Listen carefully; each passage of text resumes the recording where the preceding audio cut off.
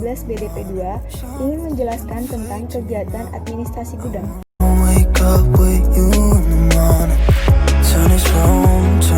Kegiatan administrasi gudang yaitu melakukan pemeriksaan stok barang maupun peralatan gudang.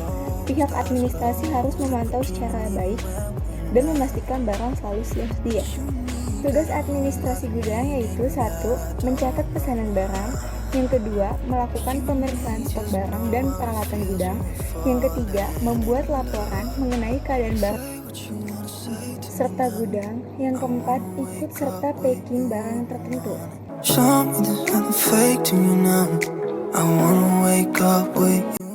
Kegiatan penerimaan barang yaitu memilih fisik barang dari pabrik, prinsipal atau distributor yang disesuaikan dengan dokumen pemesanan atau penerimaan kondisi yang sesuai dengan persyaratan penanganan biaya.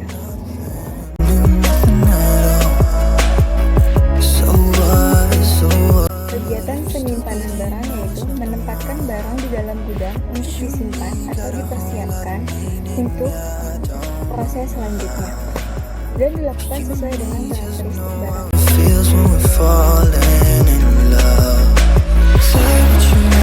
Kegiatan pengepakan barang gudang.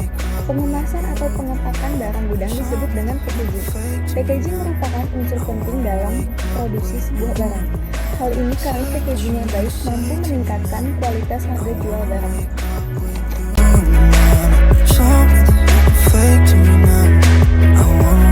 Kegiatan pengeluaran barang gudang yaitu barang yang keluar dari gudang karena adanya penjualan baik secara langsung ke customer atau maupun melalui jasa pengiriman barang atau ekspedisi.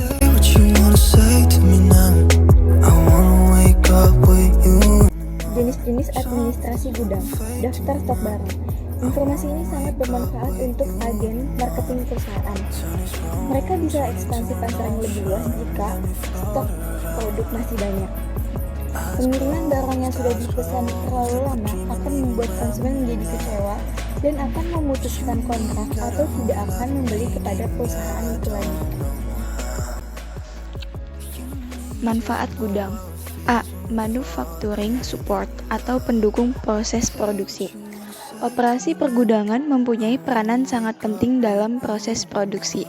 Dukungan dari operasi pergudangan sangat mutlak bagi kelancaran proses produksi. Sistem administrasi proses penyimpanan, transportasi, dan material handling serta aktivitas lain dalam pergudangan diatur sedemikian hingga proses produksi berjalan sesuai dengan target yang hendak dicapai. B. Producing mixing. Menerima pengiriman barang berbagai macam dari berbagai sumber dan dengan sistem material handling, baik otomatis maupun manual, dilakukan penyortiran dan menyiapkan pesanan pelanggan selanjutnya mengirimnya ke pelanggan. C. Sebagai perlindungan terhadap barang. Gudang merupakan jenis peralatan atau tempat dengan sistem pengamanan yang dapat diandalkan. Dengan demikian barang akan mendapatkan jaminan keamanan baik dari bahaya pencurian, kebakaran, banjir, serta problem keamanan lainnya. D. Dalam sistem pergudangan, material berbahaya dan material tidak berbahaya akan dipisahkan. Beberapa material ada yang berisiko membahayakan dan menimbulkan pencemaran. Untuk itu, dengan menggunakan kode keamanan, tidak diizinkan material yang berisiko tersebut ditempatkan dengan lokasi pabrik. E. Sebagai persediaan. Untuk melakukan peramalan permintaan produk yang akurat merupakan hal yang sangat sulit. Agar dapat melayani pelanggan setiap waktu, operasi pergudangan dapat digunakan sebagai alternatif tempat persediaan barang yang mana akan berfungsi sebagai tempat penyimpanan dan penanganan persediaan. Yang penting dalam kegiatan pergudangan harus ada buku penerimaan gudang, buku pengeluaran gudang, kartu persediaan atau stok, bon permintaan barang, dan surat penyerahan barang. Masing-masing buku tersebut dapat dijelaskan sebagai berikut.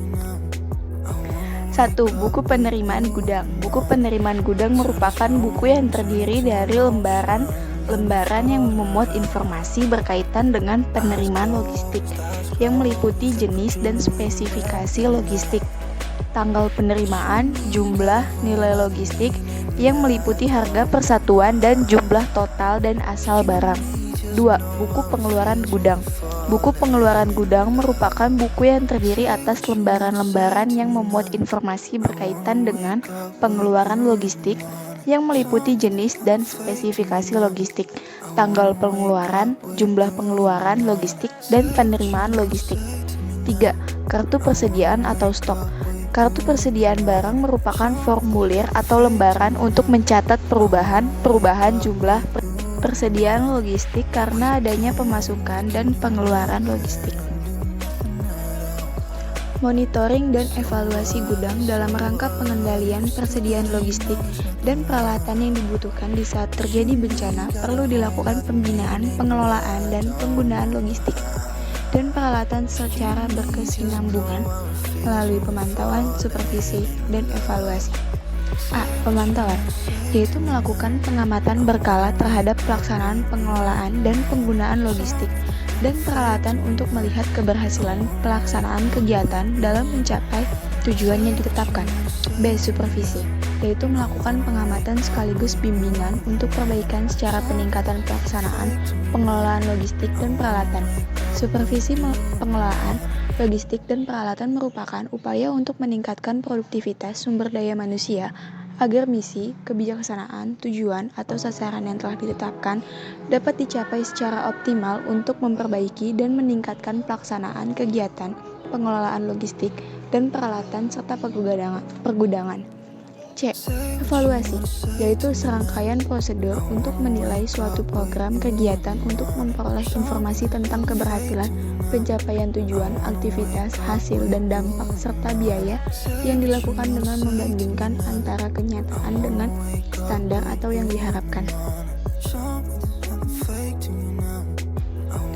Bentuk dari sisi manfaat yang akan didapatkan oleh perusahaan melalui pelaksana manajemen warehouse adalah sebagai berikut.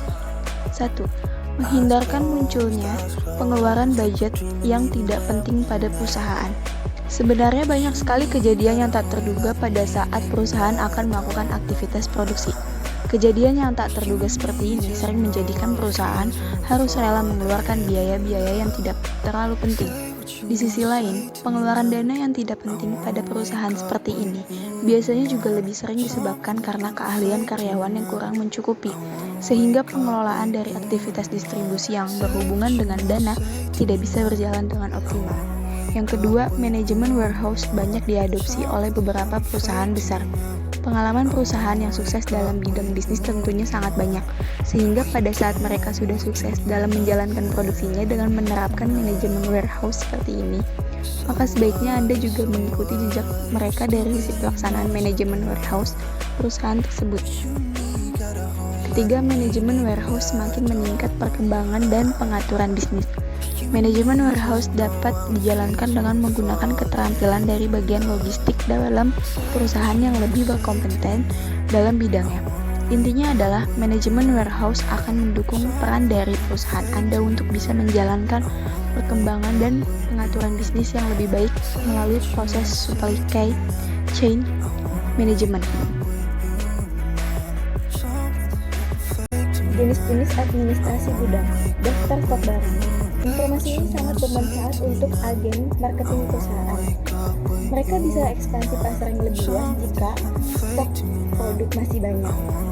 Pengiriman barang yang sudah dipesan terlalu lama akan membuat konsumen menjadi kecewa dan akan memutuskan kontrak atau tidak akan membeli kepada perusahaan itu lagi.